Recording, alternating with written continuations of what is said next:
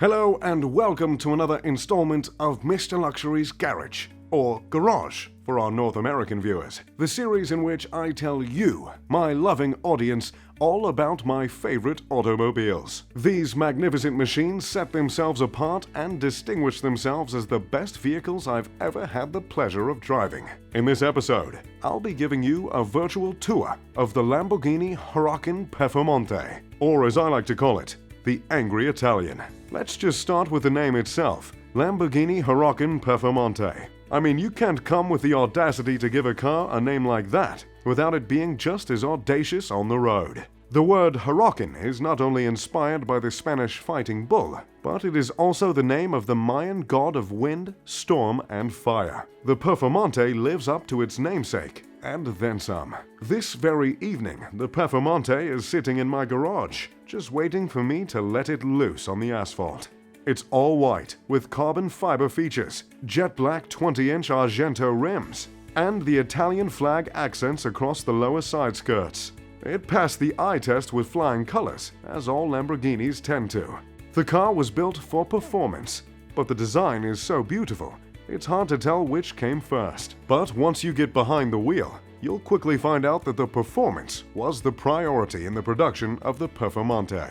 The car is the fifth fastest production car ever made, bested only by the Porsche 918 Spider, the Tesla Model S Ludicrous, the Ariel Atom 500 V8, and the Dodge SRT Demon. In my opinion, the only real competition the Performante has is the 918 Spider, and I'd go as far as to say the 918 is the Performante's supercar equal. Both the Demon and the Atom were built purely for speed and quickness and lack the exotic flavor of the Lamborghini. The Tesla, on the other hand, is an electric sedan and, quite frankly, in a league of its own. Not to mention it costs a fraction of the price of the Lambo and the Porsche.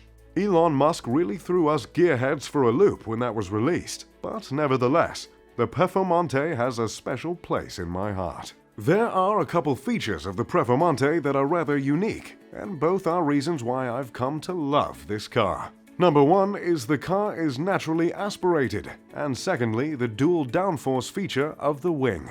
To elaborate, the Performante utilizes a naturally aspirated engine, which is becoming more and more rare in supercar production. This means that the oxygen intake relies solely on natural atmospheric pressure, rather than on the increasing more common use of turbo or a supercharger. The drawback of having a naturally aspirated engine is that it makes the engine rather thirsty. But if you're willing to drop over $300,000 on a car, I don't think you're too concerned with spending a little extra on petrol every week. Plus, the sound the car makes is much more pleasant than a turbocharged engine, but that's just my opinion. Moving on to the wing, or the spoiler, if you will. The wing, like many other supercars, comes equipped with flaps that adjust accordingly during acceleration in order to create downforce and decrease drag to make the car go faster. This feature isn't uncommon these days. But what is particularly uncommon about the wing of the Lamborghini Huracan Performante is its dual downforce feature. The car lets you adjust the downforce of either side of the car due to its genius design. Air pockets are in place on either side of the engine that guide gusts of air through the car and out the wing. The wing will intuitively adjust during a sharp turn, causing downforce on one back wheel. This brilliant feature enables the driver to be even more aggressive on turns without the vehicle flipping over. The feature surely played a part in the Performante's performance on the Figure 8 track, where it tied the Porsche 918 Spider for the quickest lap at 22.2 seconds. The car's design left no room for slowness. The Huracan maintains the 5.2-liter naturally aspirated Audi Lamborghini V10 engine from its predecessor, the Gallardo. This monster engine is tuned to generate a maximum power output of 602 horsepower. To ensure its balance and performance, the car is mid-engined. The engine has both direct fuel injection and multi-point fuel injection. It combines the benefits of both of these systems. In fact, it is the first time this combination has been utilized in a V10 engine. This fine crafting shows up when you push to start the engine and floor it down on an unsuspecting back road. It's truly magnificent. The handling is palpable underneath your palms, and it certainly gives you a sense of power, and with this car, a sense of power that is anything but misplaced. The interior of the Performante is next-generation sleek. It's adorned in reoccurring hexagons like some sort of alien beehive. As far as comfort, it's not incredibly comfortable, but as far as supercars go, it's not half bad. There really is not much the interior lacks. The car, however, does lack driver assistance technology, commonly found on more prosaic vehicles. Instead, this purebred supercar has a host of performance assists that help the driver maintain control at outrageous speeds. This plethora of features would require an engineering encyclopedia to fully explain. But I'll just say that the Lamborghini's advanced chassis and sophisticated powertrain are about as high-tech of technology you're going to find, save the International Space Station. Its intricate interior also boasts a variety of technical pieces, some for show, but most of which for speed. My particular edition of the Huracan came fitted with the marque's latest infotainment system, with an 8.4-inch touchscreen that controls several functions, and of course the car has Apple CarPlay capabilities. If there's one downside to the Huracan Performante, it's how it does in the city. Sometimes you want to take the Lambo out to the club, or to some red carpet to show off the amazing car. But with the Performante, it's quite hard to do that. The car is so incredibly low to the ground that speed bumps or railroad tracks tend to be its greatest weakness.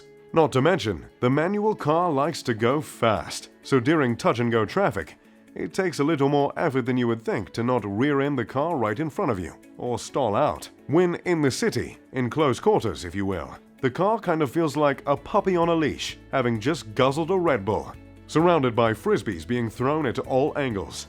In other words, she's hard to tame. Some supercars have tackled this issue of speed bumps by installing a hydraulic lift on the front bumper. Unfortunately, this feature does not exist in the Performante, so some valuable pieces of equipment underneath the car are always at risk of letting off some sparks when driving in the inner city. But to be honest, that's just one drawback in an otherwise flawless experience with the car. If you want to show off in front of the paparazzi, I recommend you take the Bentley out and leave the Performante as your own personal secret. Trust me, it's more exciting that way. In conclusion, the Performante is one of my favorite cars I've ever had the pleasure of owning. If I had to give a score out of 10, it'd be in the high 9s. And any version of the Huracan Lamborghini plans to release in the future certainly has my interest. In fact, the 2020 Lamborghini Huracan Evo has already been ordered, and I can't wait to give you viewers a review of that car.